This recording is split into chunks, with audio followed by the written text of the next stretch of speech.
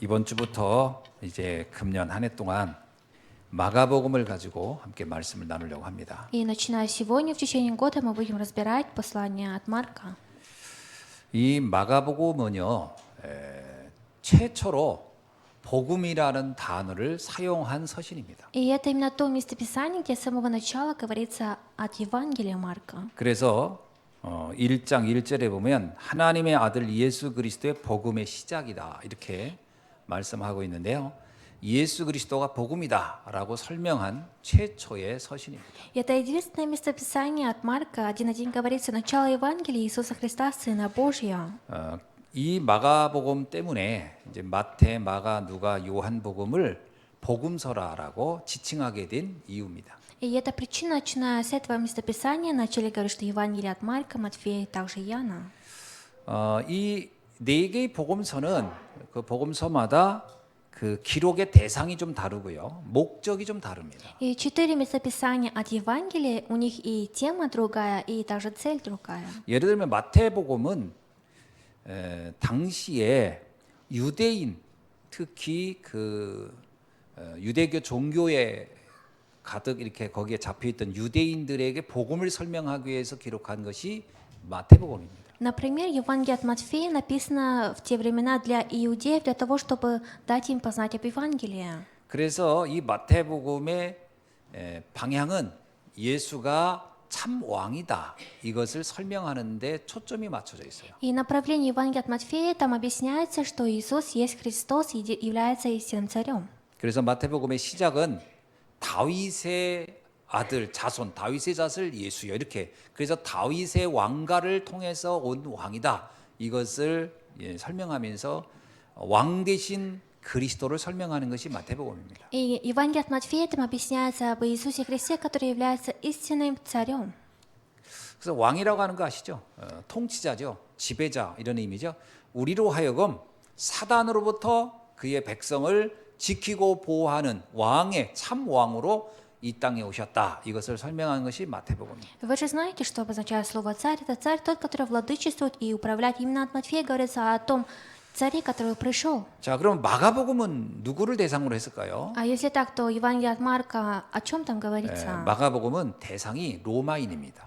И именно тема это Рим. 쉽게 말하면 이제 이방인, 불신자들을 대상으로 기록한 것이 이 마가복음이사예요. Другими словами, Евангелие от Марка написано для неверующих, чтобы им объяснить. 이 마가복음의 그 방향이 있어요. 뭐냐면 예수 그리스도는 섬기는 종, 모든 인류를 위하여 십자가에서 대속해 죽는 대속의 제물로 오신 분이다라는 것을 설명하고 있는 거예요. Именно направление Евангелия от Марка говорится о том, что Иисус пришел на эту землю искупителем. 그래서 마가복음은 읽으면 그 안에서 그 대속의 제물이 된 우리의 죄를 위해서 종으로 오신 그리스도가 강조되고 부각되어 있는 내용입니다. И именно Евангелие от Марка говорится о Христе, который пришел послужить. 자, 누가복음은 대상이 좀 달라졌습니다. А Евангелие от Луки тоже другое. 누가복음은 어떤 전체 대상이 아니고 한 개인에게 보낸 거예요. 그게 데오빌로라는 사람에게 보낸 것이 누가복음입니다. Именно Евангелие от Луки говорится не ко всем, а только к одному человеку, говорится Феофилу. 데오빌로에게 이 누가가 2번 편지를 보냈어요. И этому Феофилу Лука дважды отправлял на письмо. 누가가 보낸 첫 번째 서신이 누가복음이고 누가가 보낸 두 번째 서신이 사도행전입니다. Первое послание, то, что он отправил, это было от Луки, а второе это Деяния. 그래서 초기에는 사도행전이라고 이름을 붙이지 않고 누가의 첫 번째 서신, 누가의 두 번째 서신 이렇게 붙어 있었어요. И в те времена не делилось как Луки от Деяния, а говорил, что первое и второе послание Луки. 근데 누가가 첫 번째 서신과 두 번째 서신을 바로 보낸 게 아니고 한참 후에 보냈는데 그 이야기가 좀 완전히 내용이 다른 거기 때문에 이제 누가복음 두 번째 서신을 사도행전이나 이름을 붙여서 이렇게 따로 편집을 한 거죠. И через какое-то время говорил, что не второе Луки, а именно Деяния, так как именно долгое время это заняло. 이 누가복음은 예수 그리스도가 인간의 몸을 입고 오신 분이다 있다라는 것을 설명하는 겁니다. И Евангелие от Луки говорится об Иисусе Христе, который пришел на эту землю во плоти человека. 그래서 인간으로 오신 예수 그리스도예요. И поэтому человек, который пришел во плоти человека. 어떤 인간이냐? 하나님이 인간의 몸에서 성육신 하신 그리스도. 이것이 누가복음의 내용이에요. И содержание Евангелия от Луки то, что Христос, который пришел во плоти. 그래서 인간의 모든 아픔과 고통을 누구보다 잘 알고 있다. 이런 얘기를 쭉 하고 있습니다. И здесь также говорится о том, что Он прекрасно знает, насколько люди страдают. 그리고 예수 그리스도는 인간의 눈에 보이는 대상으로 왔기 때문에 그분을 통해서 이제 영적인 세계 하나님에 대해서 알 수 있다. 이런 것을 설명한 것이 누가복음입니다. И именно от Луки нам говорится о том, что так как Христос теперь для нас виден, поэтому через Него мы можем познать. 요한복음은 좀 더 달라요. Евангелие от Иоанна немножко другое. 요한복음은 에베소 지역에 있는 성도들에게 보낸 서신입니다. И это от Иоанна послание именно верующим в Ефесе. 자, 그래서 이 네 서신 중에서 마지막에 기록된 요한복음은요. 이제 성도들에게 보내는 에베소서 지역에 신앙생활하고 있는 성도들에게 보낸 서신이기 때문에 내용이 훨씬 더 영적이고 내용이 훨씬 깊습니다. Из 4 посланий, именно послание Евангелия от Иоанна передавал именно верующим, и это там говорилось только о духовном. 이 요한복음 내용이 방향과 목적이 좀 달라요. И содержание также Евангелия от Иоанна, тема, фон. 지금 우리가 눈으로 봤던 예수, 우리가 지금 알고 있던 예수, 그는 사실 하나님이었다라고 하는 걸 설명하는 것이 요한복음의 핵심입니다. От Евангелия от Иоанна там объясняется о том, что то, что Иисус, который виден нашим глазам, 그래서 요한복음은 이거예요. 하나님이 인간의 역사 속에 들어오실 것이다. 이걸 то, 설명합니다. что Он и есть Бог, и нам говорится, что к нам придет тот, который является Богом. 자, 이렇게 네 개의 서신들이 어떤 대상 또는 그 목적 이런 것이 조금씩 다르게 기록되어 있는 겁니다. И вот эти 4 вида посланий от Евангелия, у них и цели, и направления, они разные. 그러니까 이걸 왜 알아야 되냐? 이걸 알고 성경을 읽으면 좀 달라요.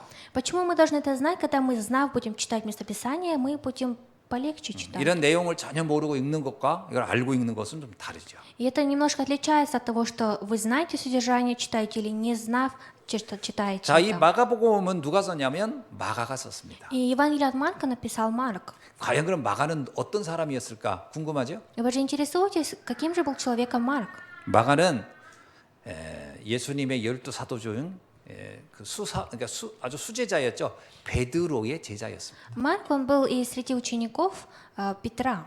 그리고 그는 바나바라는 사도 바울과 함께 전도운동했던 바나바 있죠. 그 바나바의 조카입니다. И именно Марк является племянником Варнавы, который вел движение благовестия с Павлом.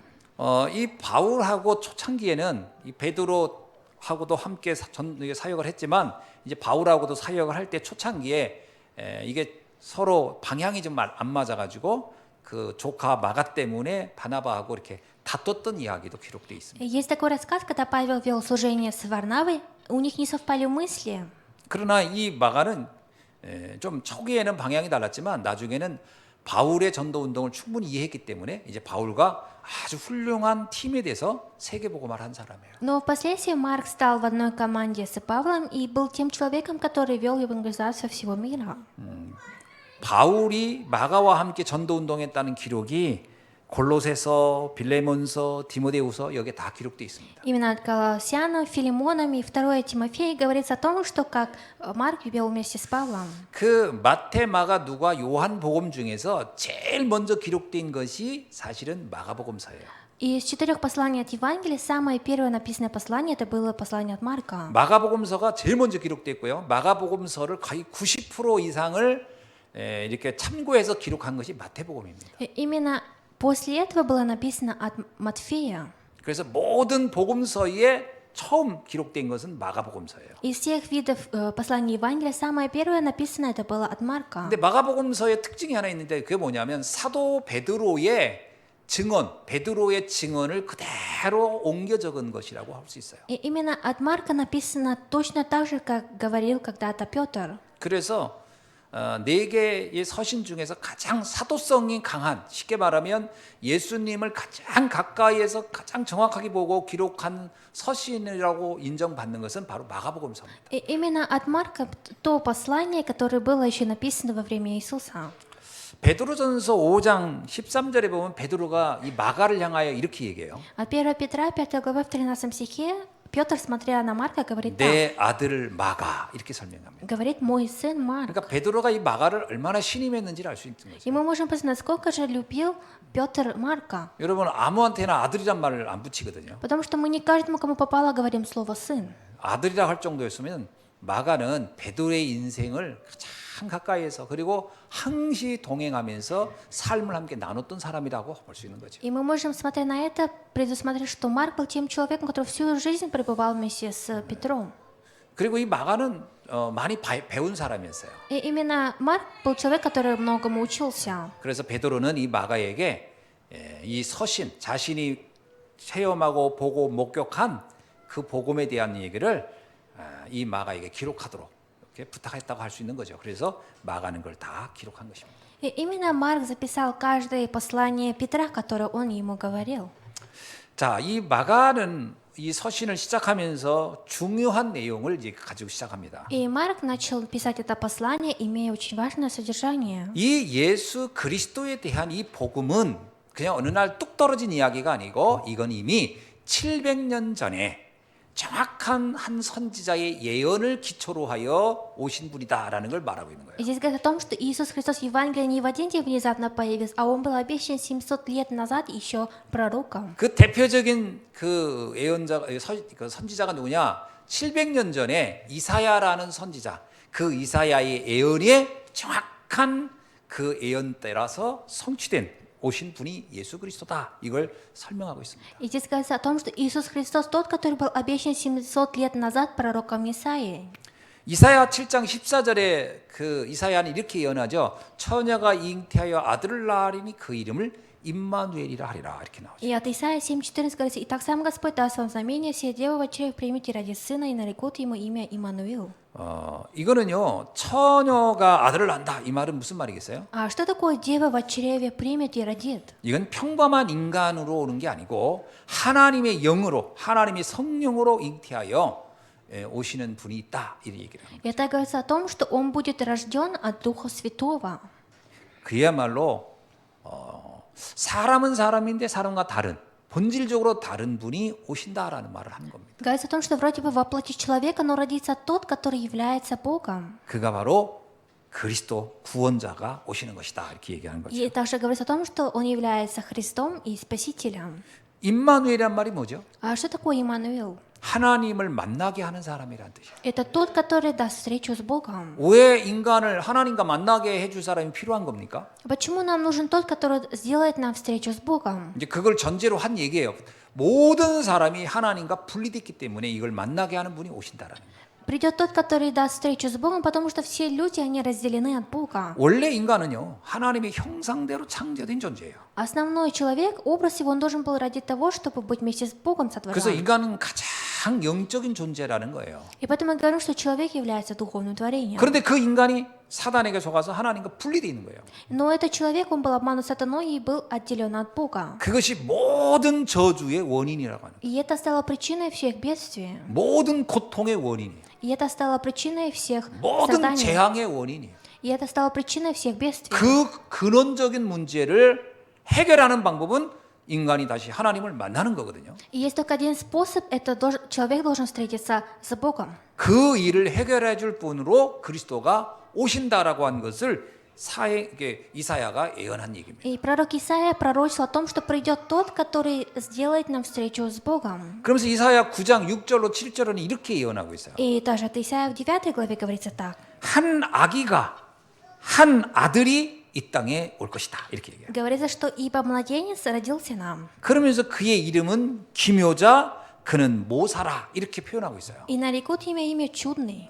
여기서 기묘자란 말은요, 영어로 말하면 원더풀이란 뜻이거든요. И с английского это говорится чудный. 놀라운 분이 온다라는 거예요. И придет очень удивительный. 그 다음에 모사라는 얘기는 카운셀러, 상담가가 온다 이런 뜻이에요. И придет советник, который будет нас собеседовать. 이게 무슨 얘기입니까? 그리스도를 설명하는데 그분은 놀라운 사람이고 그는 인생의 상담가다 이렇게 표현했어요. И нам о Христе объясняется, что он является чудным и советником. 하나님이 인간의 몸으로 오는 거니까 놀라운 일인 거예요. 그게 원더풀인 거예요. 야, 이렇게 충격적인 어떻게 이런 일이 일어날 수 있을까 할 때 쓰는 말이 바로 이 기묘라는 단어를 쓰면 기묘하다, 신비하다 이 말인데 원더풀이라는 뜻이죠. И почему мы используем слово «чудный»? Потому что это тот, который пришел к нам воплотить человека. 또 하나는요, 인간이 답이 없어. 어떻게 살아야 될지 몰라. 근데 그 답을 알려주는 상담가로 그분은 오신다는 거예요. И он также придет для нас как советник, потому что человек не имеет ответа. 그러니까 이걸 연결하면 이겁니다. 놀라운 분이 와서 우리의 인생의 문제를 답을 알려주신다. 이런 얘기예요. Другими словами, придет тот чудный, который даст нам ответ нашей жизни. 자, 그러면서 뭐라고 얘기하냐면 그는 전능하신 하나님이고 그는 영존하시는 하나님이며 평강의 왕으로 오신다. 이렇게 표현해요. И говорится, Бог крепкий, Отец вечности и князь мира. 한 아들이 오는데 그 아들이 뭐냐? 영원하신 하나님이고 전능하신 하나님이고 평강의 왕으로 오시는다. И говорится, придет нам один сын, будет Бог крепкий, Отец вечности и князь мира. 그러면서 이렇게 얘기해요. 그는 하나님의 나라를 세우실 것이다. И это тот, который поставит Божие царство. 그리스도를 이렇게 예언을 명확하게 한 데가 없어요. 정말 잘해놓은 거죠. И именно здесь было конкретно для нам сказано о Христе. 바로 이 이사야가 바로 예수님이 오기 700년 내지 800년 전에 예언한 거예요. И именно пророк Исаия 700 лет назад пророчествовал. 그러면서 또 하나 예언을 했어요. И было еще одно пророчество. 이사야 40장 3절 5절에 광야에서 외치는 자가 바로 이 그리스도의 올 날을 예비하는 전령사로 그는 먼저 와서 알릴 것이다. 이렇게 설명하고 И 있어요. от Исаия 40 главе с 3 по 4 стих говорится: «Глас вопиющего в пустыне, приготовьте путь Господу». 그러니까 예수님이 오실 때 아무도 모르게 갑자기 온 게 아니고 예수님의 오심, 그리스도의 오심을 미리 초림의 주님이 올 때 전령사로 안내하는 자가 있다라는 거예요.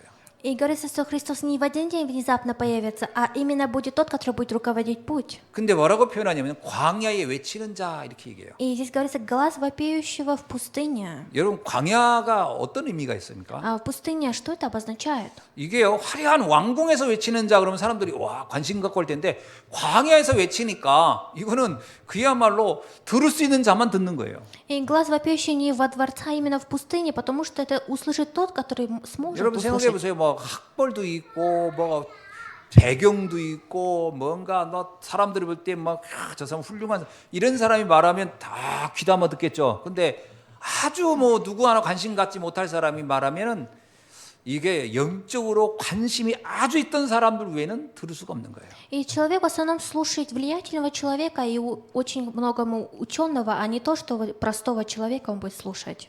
그런데 예수님이 올 때도요 마구간에 왔어요.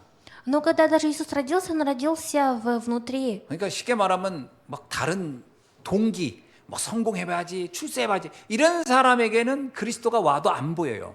И если бы Христос родился где-то в хорошем месте, то, наверное, его бы никто не увидел. 그래서 이게 복음은요. 그래서 신비한 겁니다. 정말 하나님이 택한 자, 영적으로 관심 있는 자들만 들을 수 있는 거예요. И поэтому Евангелие это очень удивительное и чудное, поэтому люди, только которые интересуются духовным, смогут услышать об этом. 그래서 광야에 외치는 자가 와서 그리스도를 말할 것이라는 거예요. И поэтому говорится, глаз вопиющий в пустыне будет говорить о Христе, который придет. 그래서 오늘 이렇게 얘기하잖아요. 보라 내가 내 사자를 네 앞에 보내노니 그가 내 길을 준비하리라. 광야에 외치는 자의 소리가 있어 이르되 너희는 주의 길을 준비하라. 그의 오실 길을 곱게 하라. 이렇게 예언했다는 거예요. И здесь говорится, что прямыми сделайте в степи стези Богу нашему. 요한복음 1장 6절로 7절에요. 세례 요한을 이렇게 설명합니다. И также от Иоанна 1:6-7 говорится так. 하나님으로부터 보내심을 받은 사람이 있으니 그 이름은 요한이라. 이렇게 나와요. Был человек, посланный от Бога, имя ему Иоанн. 그가 빛에 대하여 증언하고 모든 사람이 자기로 말미암아 믿게 하려 함이라. 이렇게 나와요. И он пришел для свидетельства, чтобы свидетельствовать о свете, дабы все уверовали через него. 근데 표현이 재미있어요. 그 빛을 증거했으나 그것을 사람들은 듣지 아니했다. 이렇게 나와요. Но здесь интересный момент, что говорится для свидетельства, чтобы о свете, но люди не слушали об 그러니까 этом. 이 복음은 정말 하나님이 특별한 은혜를 입은 자들만 알아듣게 돼 있는 거예요. Потому что Евангелие смогут познать только те люди, которые получили особенную благодать. 자, 하나님은 지금도 우리를 이 시대에 외치는 자로 전령사로 보내고 있는 줄로 믿습니다. И я верю, что Бог в эту эпоху нас призвал теми людьми, как вопиющий человек в пустыне. 그러니까 여러분이 이 시대에 세례 요한과 같은 사람이에요. 전령사예요. И вы в эту эпоху те люди, как Иоанн Креститель. 그렇게 믿어지십니까? Верите ли вы в это? 아, 나는 이 시대의 전령사구나. 이렇게. Что я являюсь в эту эпоху свидетелем. 그럼 여러분의 말에 믿는 사람이 많겠어요? 여러분의 말을 믿지 않는 사람이 많겠어요? И если так, то среди вас будут люди, которые будут верить в ваши слова или не будут верить. 여러분 광해 외치는 자잖아요. 그래서 성경 그대로 하면 여러분이 외치면요. 열의 9은 안 믿을 거라는 거예요. И вы, как люди в пустыне, вопиющие голосом, в основном из 10, 9 не будут слушать вас. 그러니까 여러분 복음 전했을 때 어쩌다 한 명씩 들을 겁니다. 그게 성경적인 거예요. Но из многих людей редко будут людей, которые будут слушать ваши слова. 그래서 9명이 안 듣는 거 가지고 낙심하면 안 돼요. 성경적인 거예요. 그게 정상인 거예요. И нельзя разочаровываться, если из 10, 9 человек не будут слушаться вас. 여러분이 10명을 전도했는데 9이 믿고 1명이 안 믿었다. 그럼 여러분 착각하게 돼요. 뭐 대단한데. 도리어 복음이 왜곡될 가능성이 있을지도 몰라요. 그래서 하나님은 정확하게 성경적으로 들을 자만 듣게 하셨다. И будет странно, если из 10 человек все 10 послушаются вас, но на самом деле услышит тот, который получил благодать. 이 시대의 전령사가 된 여러분을 진심으로 축하합니다. И я искренне поздравляю вас, те люди, которые в эту эпоху стали 그러니까 свидетелями. 여러분이 복음 전할 사람들이에요. И вы те люди, которые будут 복음 전해야 할 проповедовать об Евангелии. 사람들이고요. И вы те люди, которые будут проповедовать об Евангелии. 마태복음 28장 19절에 이렇게 얘기하잖아요. И также от Матфея говорится так. 너희는 가서 모든 민족을 제자로 삼아 아버지와 아들과 성령의 이름으로 세례를 베풀라 이렇게 나와요. И от Матфея 28:19 говорится: идите ко всему народу и научите их. 여러분이 가서 해야 될 일입니다. И это дело, которое вы должны пойти и делать. 자, 이렇게 예언된 700년 전의 예언이 드디어 700년 후에 성취가 된 거예요. И предсказание, которое было 700 лет назад, после 70 лет совершилось. 마태복음 1장 22절로 23절에 이런 말씀이 있잖아요. И от Матфея 1 глава со 2 по 23 стих говорится так. 이 모든 일은 주께서 선지자로 하신 말씀을 이루려 하심이니 보라 처녀가 잉태하여 아들을 낳을 것이요 이렇게 돼. Говорится, а все сие произошло, да сбудется реченное Господом через пророка, который говорит. 이사야 선지자의 700년 전 예언이 그대로 이루어졌다라는 거예요. Говорится, что пророчество пророка Исаия, которое он предсказал 700 лет назад, совершилось точно так же, как он сказал. 처녀인 마리아의 몸에서 성령으로 잉태하여 오신 예수 그리스도를 말하고 있는 겁니다. Здесь говорится об Иисусе Христе, который придет через Деву Марию. 그래서 마리아가 그 남자를 모르는데 성령으로 잉태했다. 이거는 굉장히 성경적이고 정확한 거예요. И это библейское и конкретно точно то, что Мария, не познав мужчину, родит сына. 요한복음 1장 14절은 이렇게 설명합니다. И даже от Иоанна 1:14 говорится 그 так. 말씀이 육신이 되어 우리 가운데 오셨다. 이렇게 나와요. Говорится, что и Слово стало плотью и обитало с нами. 어떤 분이 오셨다는 거예요? Говорится, кто пришел? 전능하신 하나님이 영존이란 말은 영원전부터 계신 분이라는 뜻이거든요.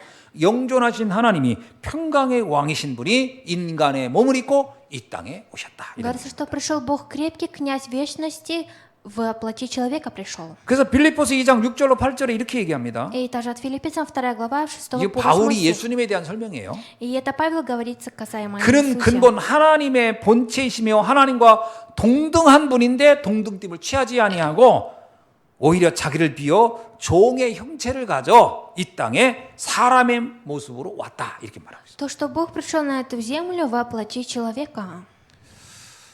그러니까요, 하나님의 말씀은 정확하게 성취된 겁니다. И Божье Слово, оно конкретно свершилось. 그러면서 마가복음 오늘 본문 1장 4절로 8절에서도 광야에 외치는 자의 그 예언도 그대로 성취됐다는 거예요. И сегодня в нашем ковторном местописании говорится, что как глаз вопиющего в пустыне совершилось. 세례 요한이 광야에서 낙타토롯과 메뚜기와 석청이를 먹으면서 오실 메시아를 증거했다라고 하는 겁니다. И говорится, Иоанн же носил одежду из верблюжьего волоса и пояс кожи на череслах и ел акриды и дикий мед. 석청은 돌 사이에 있는 야생 꿀을 석청이라고 하는 거예요. И говорится, что он ел акриды и дикий мед. 그러니까 고단백 메뚜기하고 꿀을 먹으면서 복음을 전했다 이런 얘기예요. Говорится, Иоанн, он ел эти вещи и проповедовал. 그러니까 이 세례 요한이 어떤 사람이에요? 정확하게 하나님이 전도자도 예언돼 있어요. 준비되어 있는 사람이었다. И Иоанн Креститель был именно подготовленным человеком. 그래서요. 복음과 함께 반드시 필요한 사람이 누구냐? 남은 자예요. И именно для проповедования должен остаток нужен. 여러분 우리가 그 구루터기, 렘넌트 이런 단어를 쓸 때 이게 왜 이렇게 중요하냐면요. 복음이 증거되려면 누가 있어야 복음을 전할 사람이 있어야 되잖아요. Почему мы говорим, что важен остаток и слово «ремнант» мы часто говорим? Потому что должен остаться тот человек, который будет проповедовать об этом Евангелии. 그래서 성경에서 가장 중요한 단어가 있다면 복음과 복음을 전할 사람이에요. И самое важное в Библии – это Евангелие и человек, который будет передавать это Евангелие. 그러니까 그리스도가 준비될 때 누가 먼저 준비되냐? 세례 요한이 먼저 준비되는 거예요. И именно Иоанн Креститель был тот человек, который был подготовлен. 예수님이 먼저 온 게 아닙니다. 세례 요한이 먼저 태어났어요. И Иисус Христос не первый родился, а первый родился Иоанн Креститель. 세례 요한이 먼저 준비되어서 그 오실 그리스도를 전달하는 역할을 하는 것이죠. Иоанн Креститель родился пораньше, чем Иисус. 영적 전령사 이 사명을 이 세례 요한이 감당한 겁니다. Именно Иоанн Креститель нес за собой ту миссию как свидетеля. 하나님이 이 시대에 우리를 부르신 목적도 명확해요. И Бог, то, что призвал нас в эту эпоху, у него цель точная. 에베소서 2장 10절에 이렇게 말씀되고 있어요. От Ефесянам 2:10 говорится так. 그 내용이 성도들에게 주는 메시지거든요. 한번 제가 읽어드릴게요. И я вам прочитаю о том содержании, которое было дано верующим. 우리는 그가 만드신 바라 그리스도 예수 안에서 선한 일을 위하여 지으심을 받은 자니 이 일은 하나님이 전에 예비하사 우리로 그 가운데서 행하게 하려 하심이니라. Говорится, ибо мы, Его творение, созданы во Христе Иисусе на добрые дела, которые Бог предназначил нам исполнять. 하나님께서 우리를 아주 오래전에 우리를 지으시고 만드시고 택하여 부르셨는데 그 이유는 뭐냐? 예수 그리스도 안에서의 선한 일을 위하여 우리를 부르셨다는 거예요. И Бог еще с давних времен призвал нас ради того, чтобы мы внутри Иисуса Христе находились и делали добрые дела. 제가 전에 말씀드렸죠. 선악의 기준이 뭐죠? Я ранее говорил, в чем разница 착한 добра 일이 и 선이 зла. 아니에요. Добро – это не то, что мы делаем добрые дела. 하나님의 뜻을 이루는 것이 선한 일인 거예요. Добрые дела – это то, что человек выполняет Божий замысел. 뭐가 악한 겁니까? А что зло? 막 나쁜 거, 막 저기 사람들을 괴롭히기 이게 악이라는 개념이 아니고 물론 그것도 악에 포함될 수 있으나 성경이 말하는 악은 뭐냐면 하나님의 뜻에 반대되는 것을 악으로 보는 거예요. Зло – это Библия говорит тот, который говорит обратную сторону, чем Бог. 그래서 선악과 할 때 선은 하나님과 함께하는 게 선이고 하나님 떠나는 게 악이에요. И поэтому добро – это когда человек с Богом, зло – это когда человек без Бога. 죄 중에 가장 큰 죄는 하나님을 떠나는 게 가장 큰 죄예요. Самый большой грех – это человек, который отошел от Бога. 그것을 원죄라고 하는 겁니다. И смотря на это, мы сможем сказать первобытный грех. 그러니까 우리가 하나님은 우리를 예수 그리스도 안에서 선한 일을 위하여 지음받았다. 뭐예요? 하나님의 뜻을 위하여 복음을 위하는 일을 위하여 하나님 우리를 지음받았고 우리를 택했다라는 И кажется, что Бог нас избрал и призвал ради того, чтобы мы выполняли Божие. 이것이 우리의 삶의 존재 이유입니다. И это причина существования нашей жизни. 자, 옆 사람하고 인사하면 당신은 선한 일을 위하여 지음받은 사람입니다. Поздоровайтесь рядом с человеком, вы тот человек, который призваны ради доброго. 하나님은 당신을 하나님의 뜻을 전하는 일로 전령사로 부르셨습니다. И Бог призвал вас ради своего замысла. 그러니까 여러분은 영적 전령사예요. И вы духовные свидетели. 복음 전할 전령사. И вы те люди, которые будут проповедовать об Евангелии. 복음 아닌 것 전하려고 하지 말고 오직 복음만 전하세요. Не старайтесь говорить не Евангелие, а говорите только об Евангелии. 자, 그러면서 하나님은 이 세례 요한을 보내셔서 세례 요한을 통해 세 가지 메시지를 전달하게 한 И 겁니다. Бог отправил Иоанна Крестителя, и через него нам говорилось о 3 вещах. 세례 요한을 통해서 전달한 첫 번째가 뭐냐? 복음의 시작을 알렸다는 거예요. Первое, говорится, он дал нам познать начало Евангелия. 세례 요한을 통해서요, 그 시대 사람들이 처음으로 복음이 뭔지를 듣게 된 거예요. И через Иоанна Крестителя в ту эпоху впервые люди через него услышали об Евангелии. 복음이 뭡니까? А что такое Евангелие? 인간의 세 가지 근본 문제의 해답이 복음이에요. Именно благая весть Евангелия – это разрешение 3 вещей для человека. 인간은 절대로 해결할 수 없는 게 세 가지 문제가 있어요. У человека есть 3 проблем, которые он сам не может разрешить. 죄, 사단, 지옥의 심판이에요. И это грех, сатана и суд ада. 이거보다 더 악하고 나쁜 죄가 있겠습니까? И есть ли разве еще худшее, чем эти грехи? 하나님과 분리됐다. 이것은요, 인간이 완전히 이제 인간의 그 영적인 존재 자체가 상실되어 있다는 거니까요. 그냥 동물과 같이 돼 버리는 거예요. 이거야말로 가장 치명적이잖아요. То, что человек отошел от Бога, это он становится как на одном уровне с животным. 그래서 죄를 범하는 자마다 마귀에 속했다 이 말이 나오는 거예요. 요한일서 3장에. 왜냐? 그래서 사단의 종이 돼 버린 거예요, 우리가. И поэтому человек, который отошел от Бога, они стали рабами сатаны. 그 요한복음 8장 44절에는요. 너희 아비 마귀 그러잖아요. 그래서 모든 사람은요. 자기가 인정하든 인정하지 않든 마귀의 자녀가 돼 버린 거예요. И от Иоанна 8:44 говорится, что все люди являются чадами Божьими, признает ли он это или не признает. 그러니까 네피림 시대에 나오는 거 똑같아요. 계획하고 생각하는 거 하는 거 늘 악한 등관이 있다. 그 얘기는 매일 누구 죽이지 이 생각만 한 게 아니고 하나님의 뜻과 전혀 반대되는 것만을 늘 생각하고 살았다는 얘기예요. 그걸 거기는 악하다라고 하는 И 거예요. это как в эпоху Исполина зло, то, что они думали только о своем. 이 세상 사람들을 보세요. И посмотрите на таких людей. 99.9%가요. 하나님과 아무 상관없는데 인생을 걸다 살다 가는 거예요. Многие люди, 99,9% живут, не имея никакой разницы с Богом. 그거를 뭐냐? 생각하는 거, 계획하는 게 늘 악하다 이렇게 표현하는 거예요. И то, что на это мы смотрим, что то, что они задумывают и делают, все это зло. 하나님과 아무 상관없는 인생을 살다 가는 거예요. И эти люди живут той жизнью, где Бог никакого отношения не имеет. 그 배후에 누가 있냐? 사단이 있다라는 거예요. А кто стоит за этим покровительством, стоит сатана. 사단이 메시지를 우리에게 막 집어넣은 거죠. И сатана дает нам такое послание. 돈이면 다 돼, 성공이면 다 돼, 네가 네 인생의 주인이야, 너가 열심히 살면 뭐 이런 메시지를 계속 넣어주니까 거기에 잡혀 살다가 인생 끝날 때는 다 후회하고 하는 거예요. 다 후회하고. И он же дает такое послание, что ты добьешься успеха, деньги, ты являешься хозяином своей жизни, и человек умирает, имея это. 하나님이 우리를 부를 때요, 우리 인생이 이제 한계에 와서 종말을 딱 맞이할 때, 개인 인생 종말할 때, 그렇게 내가 몸부림치고 붙잡고 살았던 게 아무 의미가 없이 다 놓고 가야 되는 거예요. 아, 그때서 아는 거예요. 아, 내가 속았구나. 그때 아는 거예요. И человек, когда уходит из этой жизни, он уходит с пустыми руками. 아, 영원 나에게 살아있는 동안에도 그것 때문에 이렇게 시달리더니 마지막에도 아무런 힘도 될 수 없는 것들을 나는 평생 그거 붙잡고 살다가 다 놓고 또 떠나는구나. 이게 얼마나 억울한 인생이. 그게 사단에게 잡힌 자의 인생이라는 거예요. И это жизнь человека, который захвачен сатаной, он всю жизнь живет теми мыслями, а в конце он начинает 그래서 жалеть. 그리스도를 알면요, 그 허망한 데 인생 걸지 않고 영원한 상급을 놓고 살다 갈 수 있다는 거예요. И поэтому человек после того, как познав Христа, он сможет жить ради вечной награды после 우리 этого. 경제가요, 어떤 의미에서는 하나님 나라를 위한 도구로 쓰라는 것이지 거기에 인생 매 살다가 하라는 말이 아니거든요. Наши финансы это как инструменты в этой жизни, но мы не должны жить, ухватившись только за эти финансы. 그러니까 우리가 열심히 돈 벌고 할 필요는 있습니다. 그러나 그것이 하나님의 나라, 그것을 천국의 보화를 쌓는 데 쓰라 하는 거예요. Конечно, мы должны много зарабатывать, но ради чего? Ради Божьего Царства. 그리고 세 번째가 뭐예요?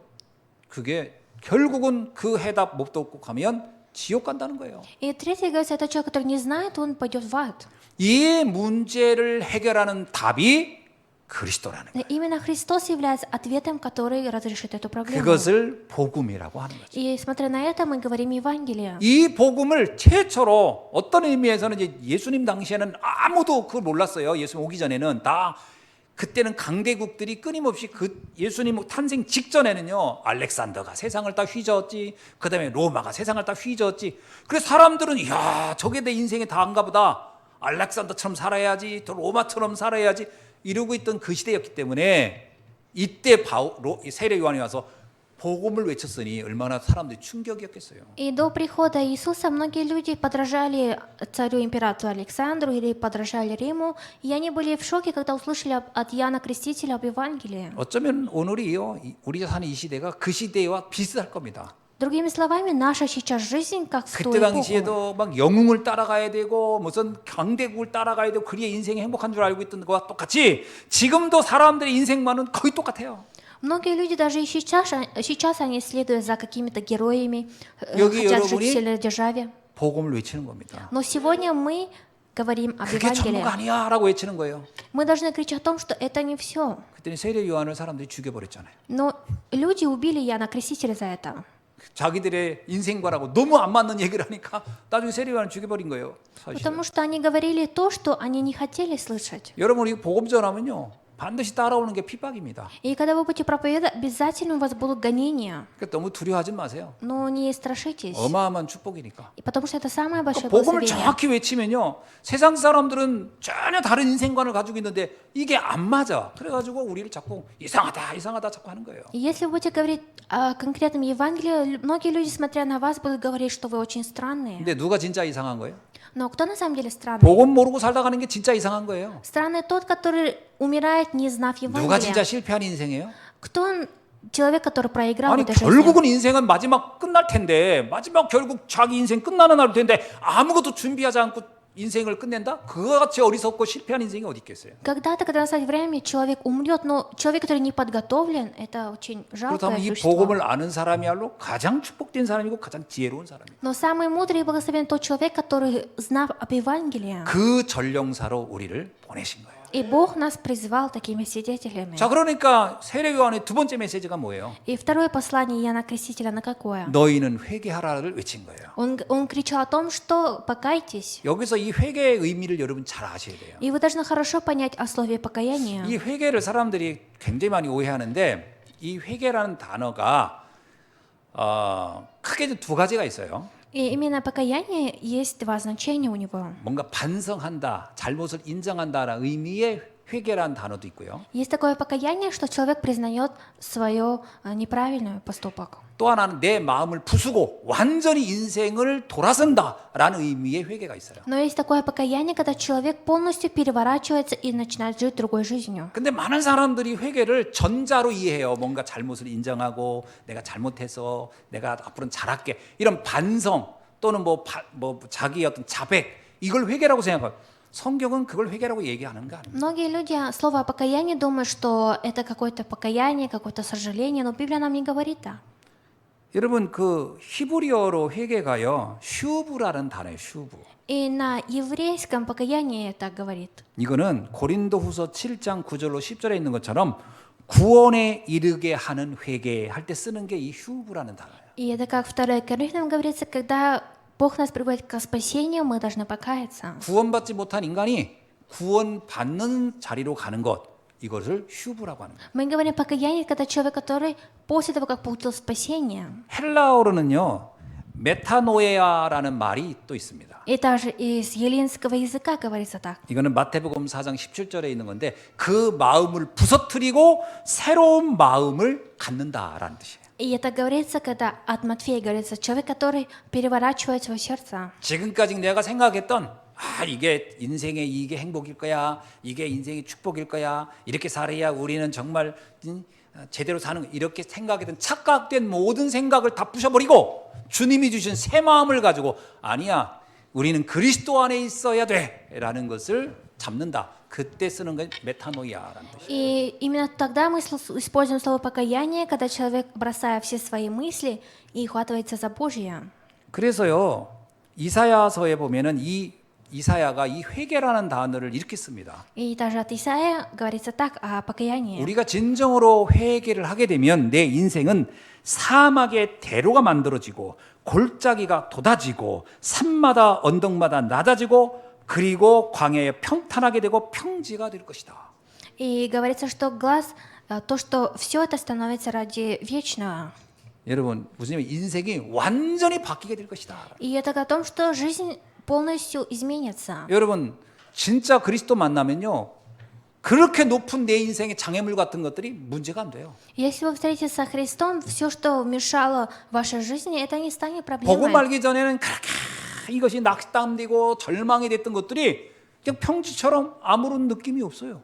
До познания Христа, когда вам было тяжело, но после того, как вы познали Христа, вам это ничто не будет. 여러분 사도 바울이 다윗 왕이 복음을 몰랐다 그러면요, 그는 그 골짜기와 그 장애물을 절대로 넘어설 수 없었던 사람이었을 거예요. Если бы царь Давид не знал об Евангелии, то он не смог бы превзойти через трудности и 사울 왕이 страдания. 자기를 죽이려고 쫓아온 그 높은 산과 그 골짜기를 어떻게 지나가겠어요? Как бы он смог перейти через такую большую гору, когда царь Саул бы хотел его убить? 근데 복음을 하니까 뭐라고 해요? Но после того, как он познал Евангелие, что он сказал? 그 모든 장애물과 그 높은 골짜기 아무 문제 안 돼. 이러죠. Что все это для меня не становится проблемой. 나는 감사하고 나는 만족하고 나는 평안하다. 이렇게 얘기하잖아요. Он говорит, что я благодарен и мне достаточно. 여러분이 진짜 복음을 알아야 인생의 모든 장애물들이 평탄처럼 돼버리는 거예요. И получается, в вашей жизни все то, что вам мешало, все оно начинается исчезать. 요셉을 보세요.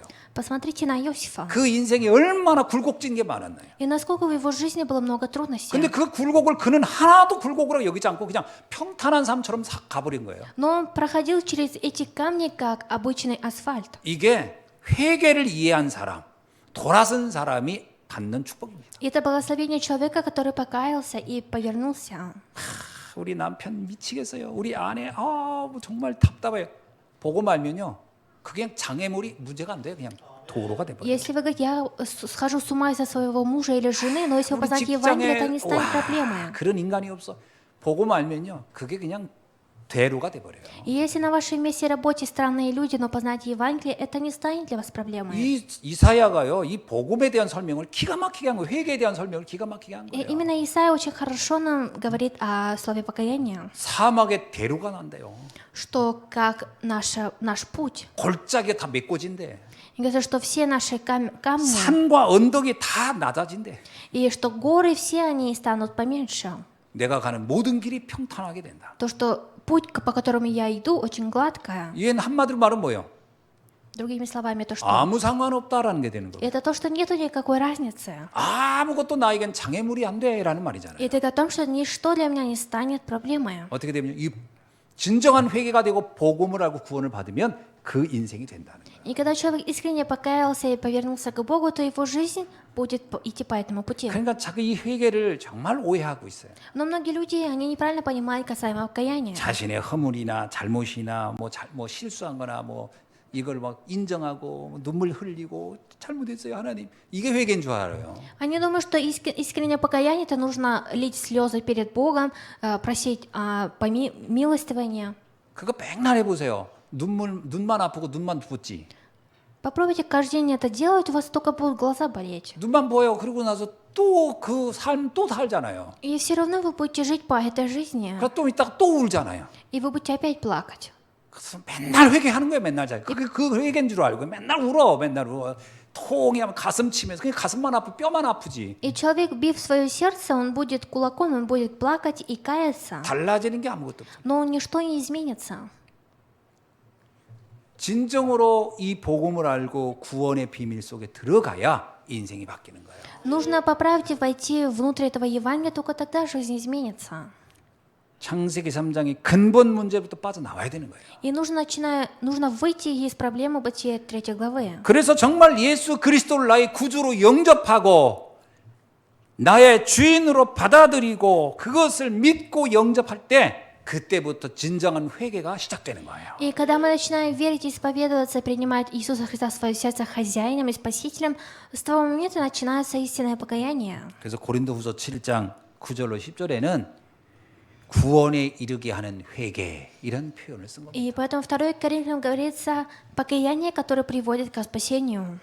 이래야 운명이 바뀌는 거예요. И только так судьба изменится. 이게 아니면 운명 절대 안 바뀌어요. А без этого судьба, она не изменится. 사람이 양심적으로 착하게 살아봐야 운명 안 바뀌어요. Человек, жив по своей совести, все равно его судьба не поменяется. 그 양심 또 얼마 가지도 못하고. И он не будет все равно жить по своей совести. 세 번째 메시지입니다. Третье послание.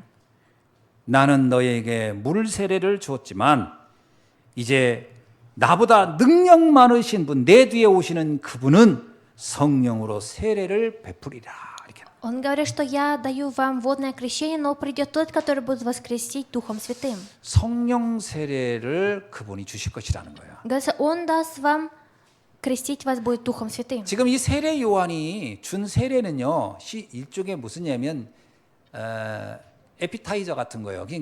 그냥 서론이야, 서론. 이거는 이 사람의 인생을 바꿔줄 수 없어. 그러니까 물 세례를 주지만 이거 가지고는 바뀌는 게 아무것도 없어. 단지 이 세례를 통해서 진정한 세례를 네가 받아야 돼. 이걸 안내주는 안내서에 불과하다라는 Да, 거예요. именно Иоанн Креститель давал водную крещение, но это не сможет изменить его судьбу. 그럼 뭐가 성령 세례죠? А что такое крещение Духом Святым?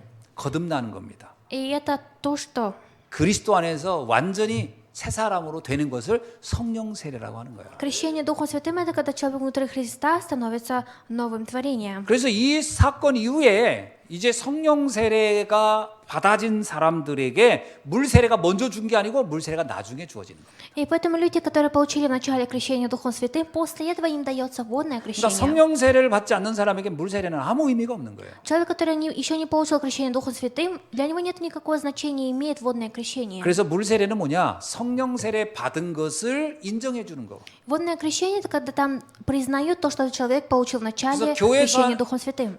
교회에서 하는 세례식이라고 하는 것은요, 성령 세례 받은 사람에게 공개적으로 그가 하나님의 자녀되어 구원받은 백성임을 선포해 주는 일을 해주는 거예요. Поэтому внутри церкви мы проводим церемонию крещения только тем людям, которые вначале получили крещение Святым Духом. 그럼 예수님이 오시기 전에는 성령 세례를 줄 자가 아무도 없잖아요. 세례 요한이 성령 세례를 줄 수가 없잖아요. 그러니까 자기는 물 세례밖에 못 줬다 이거예요. И говорит, что до прихода Иисуса Христа Иоанн Креститель смог давать только водное крещение. 그러니까 세례 요한이 줬던 물 세례와 성령 세례 이후의 물 세례는 의미가 바뀌어진 겁니다. И значение после крещения Святым Духом, она очень другое. 그러니까 세례 요한이 줬던 물 세례는 당신은 그리스도가 필요해. 당신은 죄인이야. 어떤 죄인? 하나님 떠났는 죄인. 이걸 깨닫게 해주는 물 세례였다면, 그래서 그리스도를 만나서 그 문제 해결 받아야 돼라고 했다면, 지금의 물 세례는 달라진 거예요. И в то время, когда давалось водное крещение, до прихода Иисуса имело другое значение, а уже после крещения Духом Святым, 이제 당신이 그리스도 안에서 значение 하나님 изменилось. 자녀가 됐으니까 우리 교회는 당신을 하나님의 자녀임을 선포해 줍니다. 인정해 주는 것으로 이 의미가 바뀐 거예요. И значение поменялось на то, что в церкви начинают перед всеми давать крещение после того, как человек получает крещение Святым Духом. 그래서 이 세례 요한의 메시지의 핵심은 뭐죠? И послание Иоанна Крестителя, оно какое? 오직 예수 그리스도를 통하여 구원받아야 한다라는 거예요. Он говорит о том, что только через Иисуса Христа нужно получить спасение. 이것을 위하여 내가 와서 지금 외치는 거야. Что ради этого я пришел и сейчас говорю вам. 그래서 우리가요, 복음 전한다 할 때 뭘 얘기해 줘야 되겠습니까? И когда мы говорим то, что мы говорим об Евангелии, о чем мы должны говорить? 당신의 인생의 운명을 바꾸려면 예수 그리스도를 영접해서 하나님 자녀되고 거듭나야 됩니다. 그것을 알려주는 일이 우리의 역할이라는 거예요. Наша роль в том, что мы должны сказать ему так: уверив в Иисуса Христа, приняв его в свое сердце, только так ты сможешь поменять свою судьбу. 말씀을 맺습니다. Дам заключение. 이 세례 요한, 특히 마가복음서의 서론에서 1장에서 우리가 보는 중요한 메시지를 다시 한번 점검해 볼 필요가 있어요. И нам необходимо сейчас заново удостовериться и проверить сегодняшнее 첫째는 слово. 뭐냐? Первое. 하나님의 말씀을 완벽하게 성취된다는 겁니다. Говорится, что Божье Слово, оно будет конкретно совершаться. 그럼 여러분, 하나님 말씀은 완벽하게 성취된다고 된다면 하나님의 말씀을 붙잡는 것보다 힘다는 게 없는 거예요. И нет ничего сильнее, чем как вы ухватитесь за Божье Слово крепко. 사람들이 백날 위로해봐야 다 그건 지나가는 바람과 같은 거예요.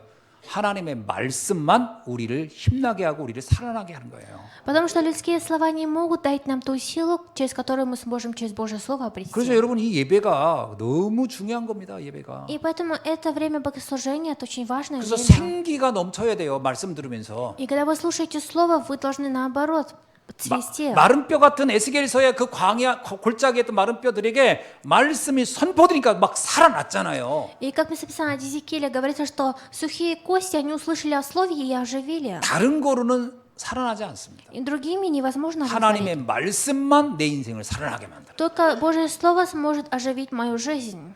그래서 오늘 여러분은 전령사라는 말씀 한번 붙잡아 보세요. 야, 정말 내가 이런 어마어마한 사명을 받은 사람이구나. И 아멘. сегодня ухватитесь за то слово, что я являюсь свидетелем. 나는 광야에 외치는 세례요한 같은 사람이구나. 언약을 잡으셔야 돼요. И ухватитесь за тот завет, что я являюсь как Иоанн Креститель, который кричит только о Божьем 두 Царстве. 번째입니다. Второе. 이 복음만이 그 절망과 저주 속에 있는 인생을 바꿀 수 있는 비밀이 복음밖에 없다. И нету, кроме тайны Евангелия, которая сможет изменить.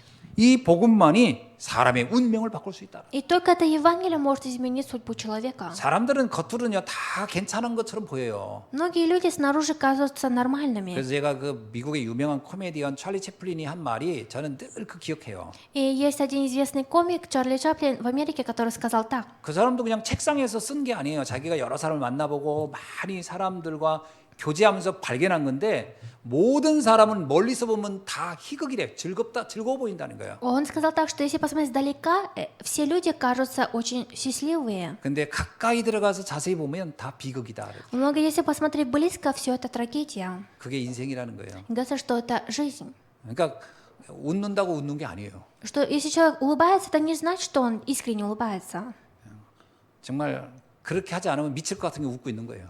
Этот человек смеется, потому что кроме этого у него нет выбора. 그들에게 진정한 기쁨을 전달해 줄 사람이 여러분인 줄 믿습니다. Я верю, что вы являетесь именно теми людьми, которые будут передавать им такую радость. 복음의 전령사로 하나님 우리를 부르신 거예요. И Бог призвал нас свидетелями Евангелия. 이 복음 전하는 이 교회 얼마나 소중하겠습니까? И насколько ценная вот эта наша церковь, которая говорит об 이 Евангелии. 복음 전하는 성도 얼마나 소중한 사람들이겠어요? И насколько верующие люди очень ценные, которые говорят об Евангелии. 이 복음 전하는 이 자체가요. 그 복음 전하는 전도자에 산다는 것은 최고의 행복입니다. Человек, который живет жизнью благовестника, это наилучшее счастье. 오늘 이 축복을 다시 한번 확인하면서 힘을 얻고 이 행복을 누리는 여러분에게 주의 이름으로 축원합니다. И именем Господа желаю, чтобы вы стали теми людьми, которые хватятся за это слово и будут наслаждаться. 기도하겠습니다. Помолимся. 하나님 감사합니다. Бог, мы благодарим Тебя. 오늘 세례 요한의 메시지를 통해서 다시 한번 복음의 위대함과 그 중요성을 깨닫게 하시니 Мы 감사합니다. благодарим Тебя, что через послание сегодня Иоанна Крестителя мы смогли познать о важности Евангелия. 오직 복음이 아니고선 이 어마어마한 저주와 재앙을 해결할 길이 없다는 것을 알게 하시니 Мы 감사합니다. благодарим Тебя, что мы познали, что если не Евангелие, мы не сможем разрешить эти проблемы. 오직 예수 그리스도를 누리고 전하는 전령사의 삶을 살다 가게 И 하옵소서. дай нам жить жизнью свидетеля, который будет говорить только об Евангелии. 예수 그리스도의 이름으로 Именем 기도하옵나이다. Иисуса Христа молюсь. 아멘. Аминь.